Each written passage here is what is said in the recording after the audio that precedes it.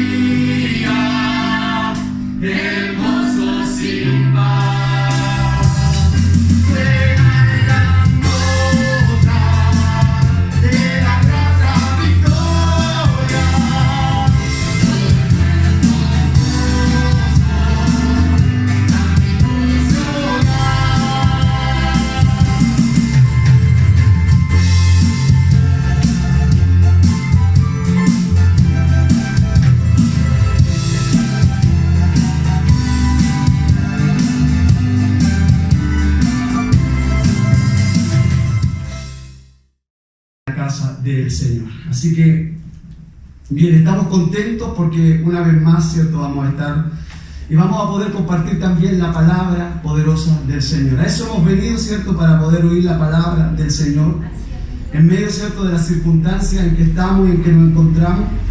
Pero Dios hoy nos permite, hermanos, poder, ¿cierto?, llegar a su casa de oración, esta libertad que antes teníamos y que parecía algo rutinario, pero hoy, ¿cierto?, el Señor una vez más nos permite poder estar en su casa de oración. El salmista decía que él prefería estar un día en sus atrios que 1000 fuera de ellos. Él decía, preferiría estar a las puertas, ¿cierto?, del templo que andar en los caminos de impiedad. Esto es lo más maravilloso, hermano, poder estar en lo que es la casa del Señor. Voy a invitarle para que abramos nuestras Biblias en el libro de Malaquías, en el capítulo 1. Vamos a leer algunos versículos de la palabra del Señor en el libro de Malaquías, capítulo 1. Vamos a leer algunos versículos en el tiempo que tenemos hoy día para poder compartir la palabra del Señor. Amén. Habiéndola encontrado, entonces, vamos a leer la palabra del Señor. Dice así. Dice la profecía de la palabra de Jehová contra Israel por medio de Malaquías. Dice: yo os he amado, dice Jehová, y dijiste: ¿en qué nos amaste? ¿No era Esaú hermano de Jacob? Dice Jehová, y amé a Jacob, y a Esaú aborrecí, y convertí su monte en desolación, y abandoné su heredad para los chacales del desierto. Cuando Edom dijere: nos hemos empobrecido, pero volveremos a edificar lo arruinado, así ha dicho Jehová de los ejércitos: ellos edificarán y yo destruiré, y le llamarán territorio de impiedad, y pueblo contra el cual Jehová está indignado para siempre. Y vuestros ojos lo verán, y diréis: sea Jehová engrandecido más allá de los límites de la tierra. El hijo honra al padre, y el siervo a su señor. Si pues yo soy padre, ¿dónde está mi honra? Y si soy señor, ¿dónde está mi temor? Dice Jehová de los ejércitos. A vosotros, oh sacerdotes, que menospreciáis mi nombre, y decís: ¿en qué hemos menospreciado tu nombre? En que ofrecéis sobre mi altar pan inmundo. Y dijiste: ¿y en qué te hemos deshonrado? En que pensáis que la mesa de Jehová es despreciable. Y cuando ofrecéis el animal ciego para el sacrificio, no es malo. Asimismo, cuando ofrecéis el cojo al enfermo, no es malo. Preséntalo pues a tu príncipe. ¿Acaso se agradará de ti o le será acepto? Dice Jehová de los ejércitos. Señor, queremos darte gracias en esta hora, porque nos permite, Dios eterno, poder estar, Señor amado, frente a tu palabra. Gracias por el amor que ha sido derramado sobre nuestras vidas. Gracias por la misericordia, Señor, que tú nos das, Señor, porque nos has amado, nos has perdonado, Señor. Porque, Señor, has redimido nuestros pecados, Señor. Dice tu palabra que así como está el oriente del occidente, así alejaste de nosotros nuestros pecados. Señor, en esta hora, por medio de tu palabra, la cual vamos a ministrar, Señor, en estos minutos que hoy tenemos, Señor, yo te pido, Padre eterno, que tu gracia y que tu misericordia se manifieste aquí, frente a tu iglesia, frente a este pequeño grupo que hoy nos es permitido reunirnos para poder, Señor, honrar tu nombre. Mi alma te alaba por eso, Señor, Padre de la gloria.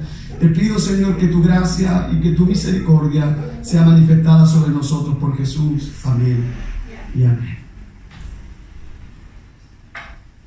Bien, tome su asiento. Bien, vamos a aprovechar entonces bien este tiempo, lo que es la palabra del Señor. Y hoy vamos a hablar cómo Dios reprende al pueblo de Israel en los tiempos de Malaquías por ser un pueblo contradictor, hermanos. Y la verdad que este profeta Malaquías es quien cierra el telón del Antiguo Testamento. Podríamos decir que Malaquías es el que tiene las últimas palabras. Mire, de una larga sucesión de profetas que predijeron la venida del Mesías. Y aunque en el libro de Malaquías tengamos que retroceder 1000 años antes de la llegada de Jesús, podemos ver que a través de los siglos, mire, Dios comunicó, pero de manera constante, que vendría el Mesías, que vendría, ¿cierto?, el Salvador. Y las últimas voces, que es la que tenemos hoy, y que como canal de este mensaje fue el profeta Malaquías. Ahora, mire, el llamado de este profeta, para poder hacer un poco de historia, es un llamado a romper las barreras de la incredulidad, del desengaño, y algo también que habitaba mucho en el pueblo en ese tiempo, el desaliento del pueblo de Israel. Mire, a pesar de ese letargo espiritual, a pesar de ese adormecimiento espiritual, mire, Dios les muestra su amor, a pesar de la condición del pueblo.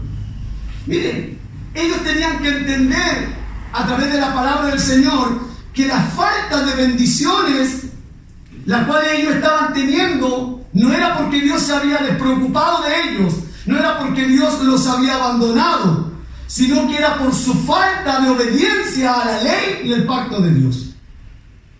Podemos decir también que, mire, hubieron otros profetas, porque hubieron profetas que profetizaron antes y durante y después del exilio. Recordemos que por medio de Ciro Dios permitió que el pueblo volviera a su tierra después de 70 años de cautiverio.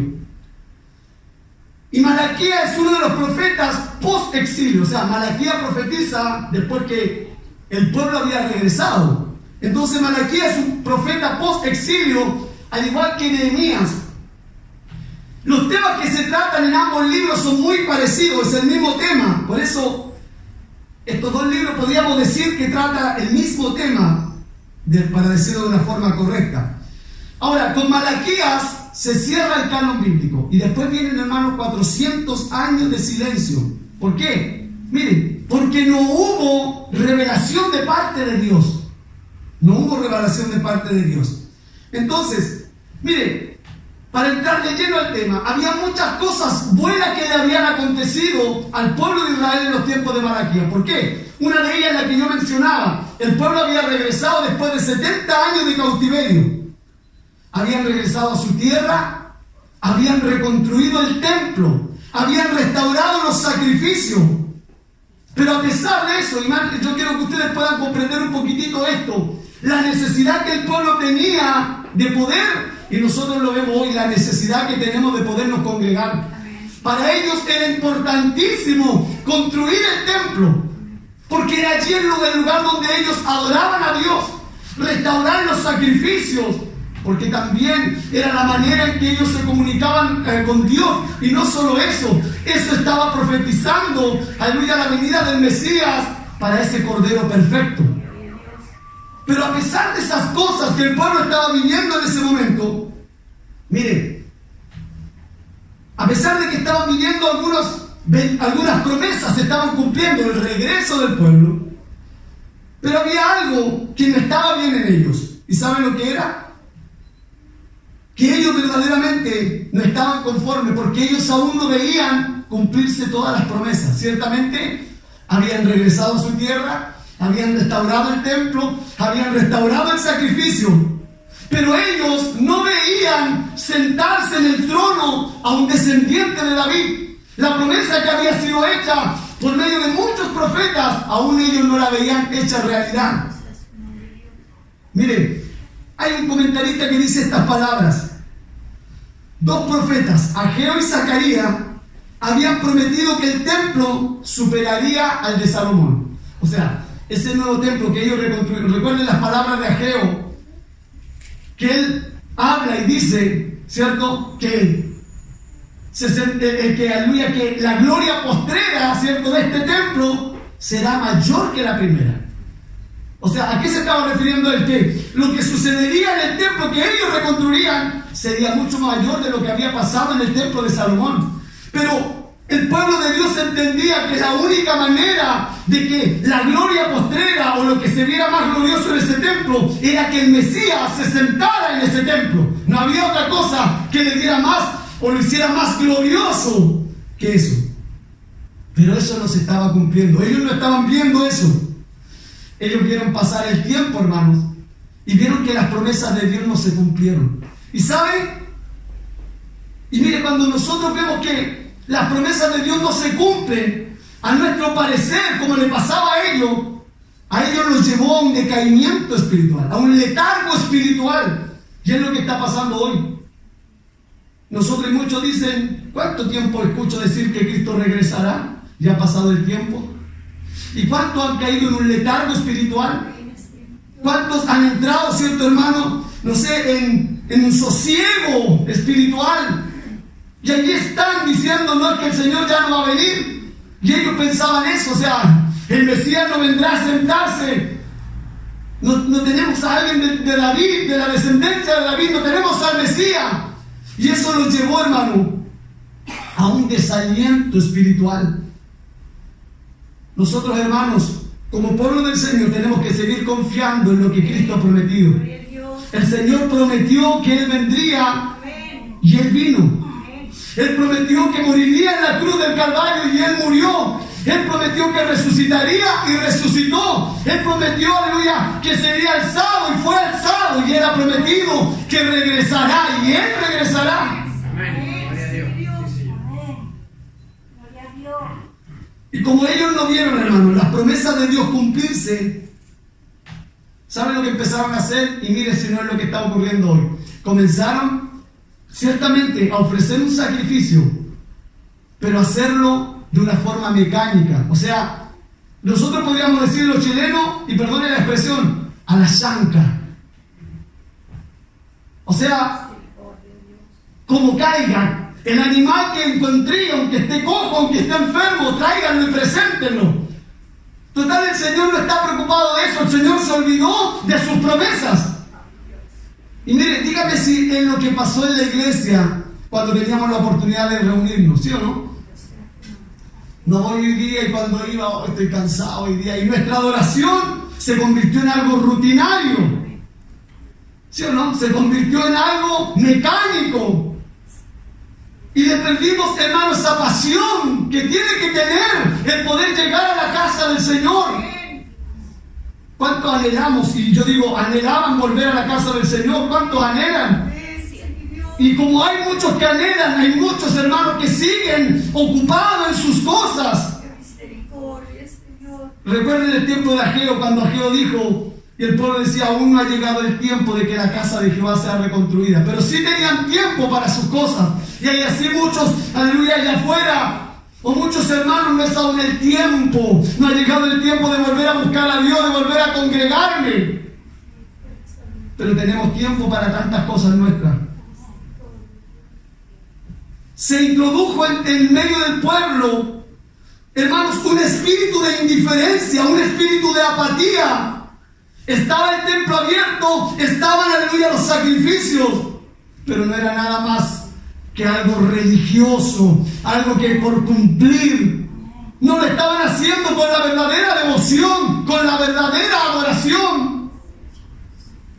No sé si usted ha pensado, porque si de algo estoy seguro, que todo lo que está aconteciendo, Dios lo ha permitido. Y no sé si usted ha pensado lo mismo que yo. ¿Acaso usted no piensa que Dios está cansado de una adoración mecánica, de algo rutinario? ¿Acaso Dios no está cansado de ese sistema, hermanos, hipócrita que ha entrado dentro de la iglesia? Y que a veces muchos van a la iglesia más por ver al otro hermano, a la otra hermana, que por adorar a Dios. Que los templos se han convertido, hermanos, en una competencia. ¿Quién tiene más grande templo o quién tiene más hermanos? Y hoy los grandes templos están reducidos a 10 miembros. Que Dios nos ayude a nosotros. ¿Y qué es lo que hace Dios? Mire, Dios, hermanos, denuncia este espíritu contradictor, porque además de estar haciendo las cosas de mala manera, cumpliendo, era un pueblo que reclamaba, era un pueblo, aleluya, que contradecía todo lo que Dios decía. Cuando Dios los enfrentaba con un profeta y les reclamaba algo, ellos decían, ¿pero cuándo, Señor? ¿Y cómo? ¿Nosotros estamos haciendo eso? Y eso es lo que hoy día pasa. A veces el mensaje, decimos, este mensaje es para el hermano, es para la hermana, este mensaje es para otras personas, pero no es para mí. Y eso estaba en ellos. ¿Cuándo, Señor, hicimos eso? Es por eso que el Señor, mire, confronta este espíritu contradictorio en su pueblo. Mire, Isaías 65:2 y Romanos 10:21 describen cuál era la condición del pueblo. Y mire lo que dice el Señor. Pero acerca de Israel dice: todo el día extendí mi mano a un pueblo rebelde y contradictor. Todo el día extendí mi mano a un pueblo rebelde y contradictor. Y la palabra griega para contradictor es antilego, que quiere decir hablar en contra. O sea, el Señor dice: yo le di y extendí mi mano a un pueblo que lo único que sabe es hablar en contra de mí. Un pueblo que lo único que sabe es reclamarme todo lo que yo hago por ellos. Y Él comienza en este primer capítulo. Él dice: yo os he amado, dice el Señor. ¿A cuánto el Señor lo ha amado aquí? ¿A todos nos ha amado el Señor? Y cuando el Señor le dice al pueblo: yo os he amado, y mire lo que dicen ellos: ¿y en qué nos amaste, Señor? ¿En qué nos has amado, Señor? Y miren, el Señor le responde: ¿no era Esaú hermano de Jacob, dice el Señor? Y yo amé a Jacob y a Esaú aborrecí, y convertí su monte en desolación y abandoné su heredad para los chacales del desierto. Yo quiero que usted vea esto. Cuando nosotros nos preguntamos: ¿Dios me amará a mí? La respuesta del Señor es: mira al que está a tu lado, a tu vecino. Mira a aquellos que están afuera. Yo te he amado a ti y a ellos no los he escogido. Y eso es lo que el Señor le está diciendo. ¿Sabe lo que dice la profecía? Y yo leía: cuando Edom dijere: nos hemos empobrecido, pero volveremos a edificar la descendencia de Saúl, el Señor dice: yo los arruinaré. Ellos edificarán y yo los destruiré. Este es el versículo 4. Y les llamarán territorio de impiedad y pueblo contra el cual Jehová está indignado para siempre. Dios demuestra su amor. ¿Acaso no se dan cuenta que ustedes vienen de la descendencia de Jacob? Ustedes los amé y a los de Saúl aborrecí. Pero el pueblo decía: ¿en qué nos amaste? El pueblo estaba siendo insensible a la gracia y al amor de Dios. Estaba negando el amor de Dios. Hermanos, si hay algo que nosotros debemos cada día, como dicen los chilenos, darnos con una piedra en el pecho, es levantarse y abrir los ojos y saber que somos amados de Cristo. Saber que somos, aleluya, salvos, rescatados del pecado y de la maldad. Eso es más grande que levantarse y ver el vehículo que tienes, más grande que levantarte y ver tu refrigerador lleno de comida, porque eso es solo para esta tierra. Pero lo que nosotros tenemos es eterno. Y levantarse cada mañana es saber que he sido perdonado, que he sido escogido por Dios, que tengo promesas, como dice Pablo, aquí en esta vida y en la vida venidera. Eso es lo más glorioso. Esaú era el que debía hacer o recibir la heredad, porque era el mayor, ¿cierto? Pero la recibió Jacob. Le pregunto: ¿hay algo por lo cual usted debía ser amada? ¿Vinimos nosotros al Señor? ¿Fue nuestra decisión? No, hemos sido amados por gracia. Si vemos la vida de Jacob, y no quiero introducirme en eso, pero Jacob fue un usurpador, fue un engañador. ¿Usted cree que Dios no sabía que Jacob iba a actuar así? Claro que sabía. ¿Y por qué lo amó? Por su gracia, por su misericordia. ¿Usted cree que Dios no conoce nuestra vida, quiénes somos? Pero Dios nos ama de esa misma manera. El amor de Dios, lo explicaba en un momento, el amor de Dios es incondicional. Dios no nos amó por algo que hubiera visto en nosotros. Hay muchos que se casan porque aman la belleza de su esposa, ¿cierto?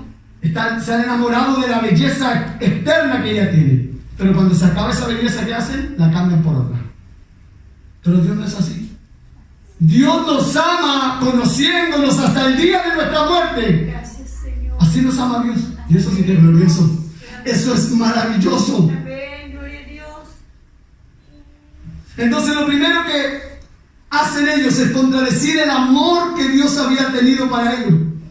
Y saben que a veces nosotros, cuando comenzamos a cuestionar el amor de Dios en las pruebas, en las dificultades, ahí cuando comenzamos a decir, ¿me amará verdaderamente el Señor? Pero no importa cuán difícil sea la prueba, tenemos la evidencia del amor de Cristo, aleluya, el cual dio su vida por nosotros, aleluya, Dios entregó a su Hijo por nosotros. Y al ver ese cuadro, aleluya, de Cristo en la cruz por nosotros, ¿dudaremos, seguiremos dudando del amor de Dios? De ese compromiso. Por eso Pablo decía, ¿quién nos separará del amor de Cristo? ¿Quién nos puede separar de su amor? Nadie. Miren, lo segundo es que los sacerdotes contradicen el honor de Dios. Malaquías 1:6, el Hijo honra al Padre y el siervo a su Señor. Si pues yo soy Padre, ¿dónde está mi honra? Y si soy Señor, ¿dónde está mi temor? Dice el Señor de los ejércitos a vosotros, oh sacerdotes, que menospreciáis mi nombre.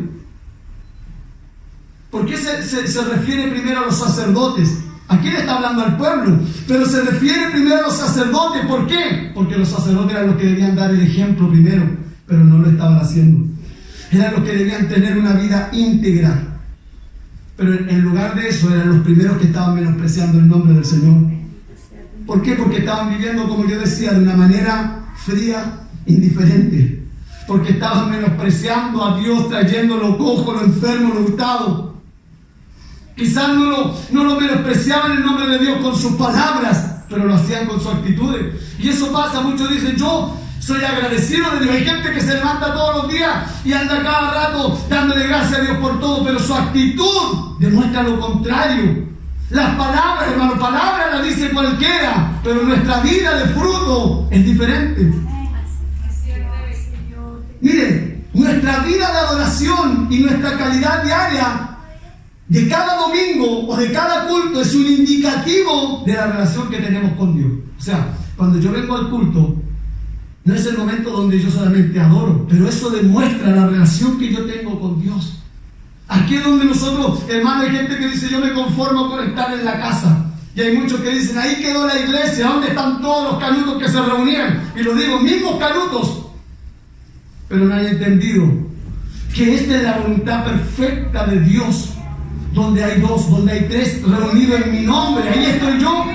Dios ama a la iglesia, murió por su iglesia, entregó su vida por su iglesia.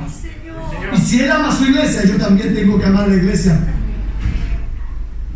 Ellos demostraban que su adoración a Dios era algo como de segunda categoría. Pero miren lo que dicen ellos en el versículo 7 y 8. ¿Y en qué te hemos deshonrado?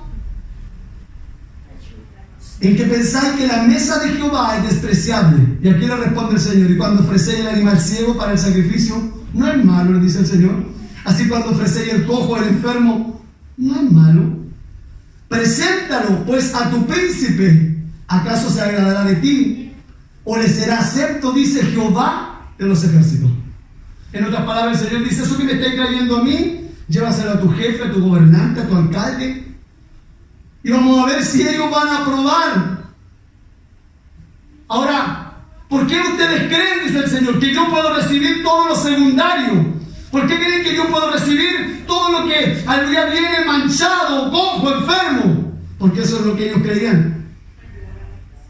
Y ellos no sabían el peligro que corrían. Me gustan estos pasajes, hermanos. Muchos creen que Dios aguanta todo. Eso es lo que muchos creen, pero no es así. Miren, quiero seguir leyendo para terminar. Miren lo que dice el versículo 10. Prefiero que se cierren las puertas de mi templo. Estoy leyendo otra versión. Pero ya no me traigan esta clase de ofrenda. 1:10 estoy leyendo. Porque estoy muy molesto con ustedes y no se los voy a aceptar. O sea, el Señor dice, ¿quién? Aquí dice esta versión, ¿quién también hay de vosotros que cierre la puerta o alumbre mi altar de balde? O sea, el Señor dice, yo prefiero cerrar mi templo. No me traigan esta ofrenda antes que recibir esto. Porque estoy molesto, dice el Señor. No estoy agradado con lo que ustedes me traen. Miren lo que dice el versículo 11. En todas las naciones del mundo hay quienes reconocen mi grandeza y me presentan ofrendas aceptables. O sea, el Señor dice, si yo le pidiera a todo el mundo, muchos vendrían a adorarme porque conocen quién yo soy, y ustedes que los he perdonado, salvado, aún no lo han reconocido. Mire el versículo 13, ustedes los sacerdotes se quejan y dicen, nuestro trabajo es muy pesado, pero el Dios Todopoderoso le dice, ¿creen ustedes que voy a recibir con gusto esos animales cojos, enfermos, que ustedes me traen como ofrenda? Eso es un insulto, pues para colmo me traen animales con defecto. Ellos dicen, habéis además dicho, oh qué fastidio es esto. O sea, aparte de que si presentaban lo peor, es como algunos dicen, otra vez tengo que ir a la iglesia. Y cuando van, lo van de mala manera y ofrecen adoración, cualquiera a Dios, cualquier adoración. Pero el Señor dice, mejor no lo hagan. Prefiero cerrar mi templo. Por eso vuelvo a decir, ¿usted no ha pensado que por qué hoy las iglesias están cerradas? ¿Y saben? Y lo he conversado con otros pastores, lo hemos comentado. Mucha gente o muchos hermanos no quieren volver. ¿Y saben? Poder traer a todos los hermanos de vuelta va a ser muy difícil, pero ciertamente los verdaderos hijos de Dios seguirán congregándose. Pero estamos tan, hermanos, absortos en nuestras cosas. Estamos tan ocupados en nuestras cosas que hemos olvidado a nuestro Dios.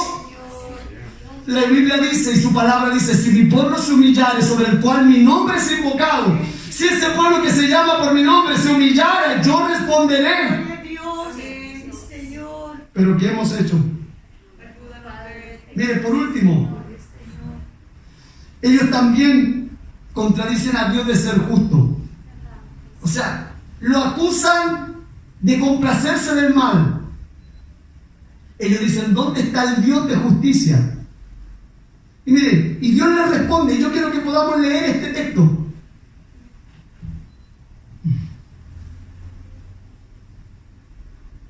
Cuando ellos dicen,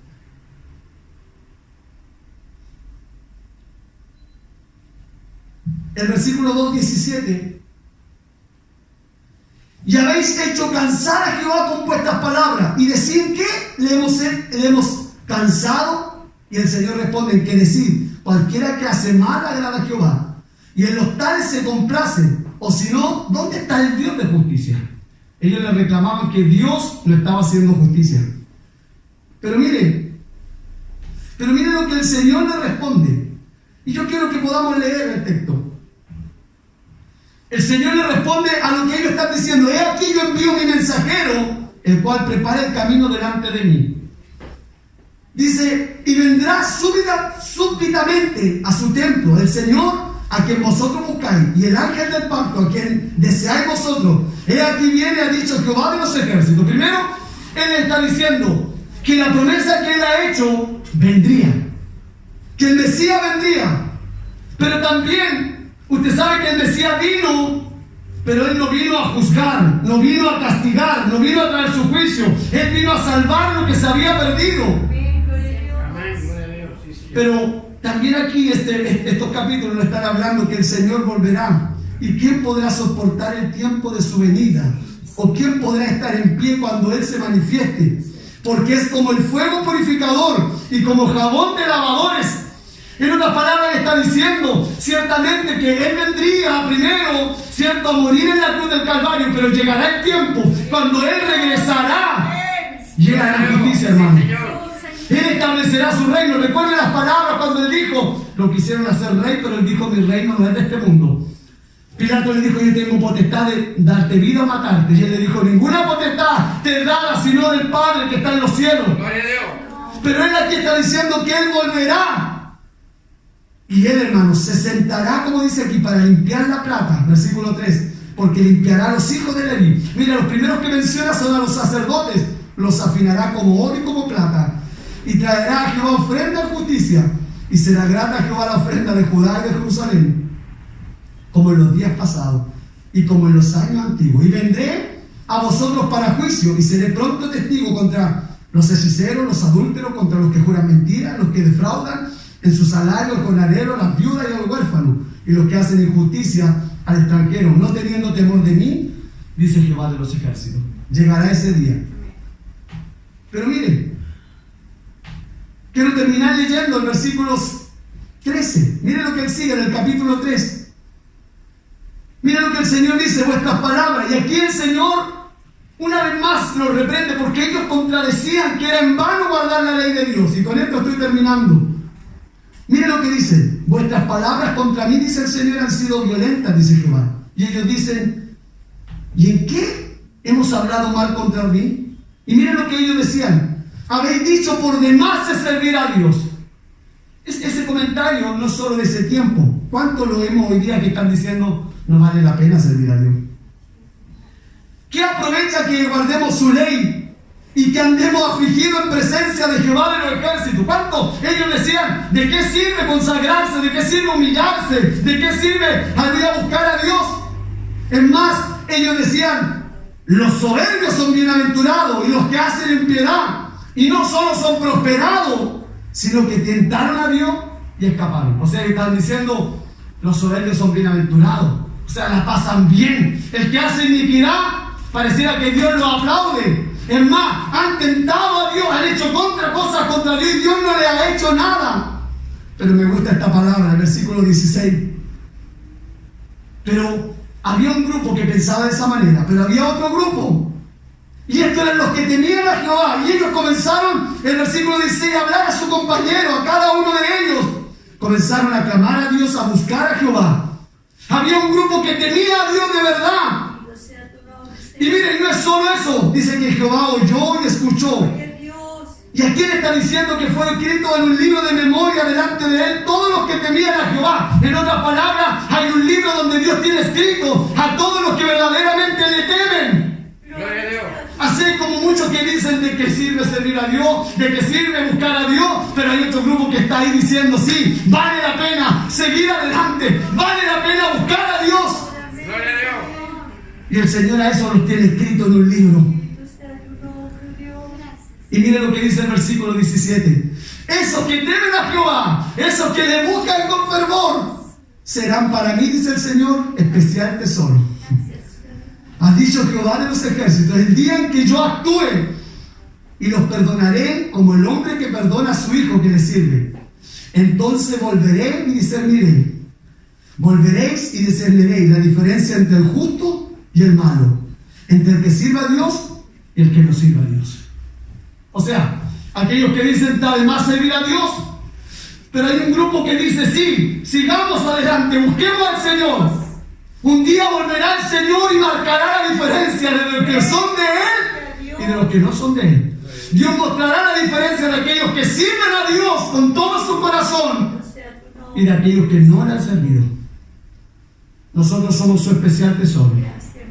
No es en vano lo que estamos haciendo por el Señor. No es en vano lo que Dios, hermano, hace cada día por nosotros. Esto que ha depositado en nuestros corazones. Somos su especial tesoro. Gloria a ti, Señor. Que Dios nos ayude hoy para que nosotros, hermanos, no seamos como este pueblo y que lo que estamos viviendo hoy no nos detenga. Muchos piensan, pero si el Señor puede hacer todo, ¿por qué no permite que nos congreguemos? Pero no nos hemos mirado a nosotros. ¿Qué nos está enseñando el Señor? ¿Qué nos está pidiendo el Señor? Quizás nos está pidiendo que nos humillemos y que nos volvamos a Él de todo nuestro corazón y que declamemos a Él para que podamos ver su gloria manifestada sobre nuestras vidas. Quiero que se ponga de pie en esta hora. La vida de Dios propició, tomando mi lugar, tomando mi lugar.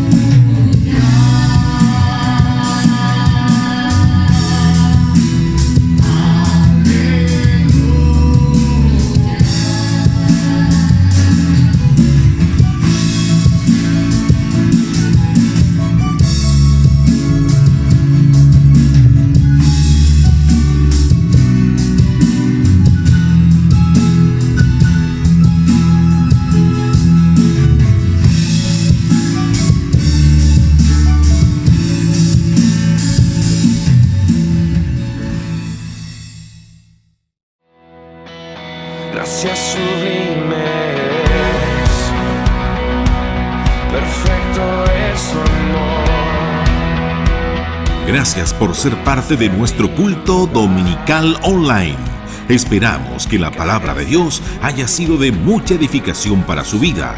Nos reencontraremos el próximo domingo para que a la distancia nos unamos y sigamos creciendo en gracia y sabiduría de Dios. Recuerda, somos iglesia. Gracias sublime es, perfecto es tu amor.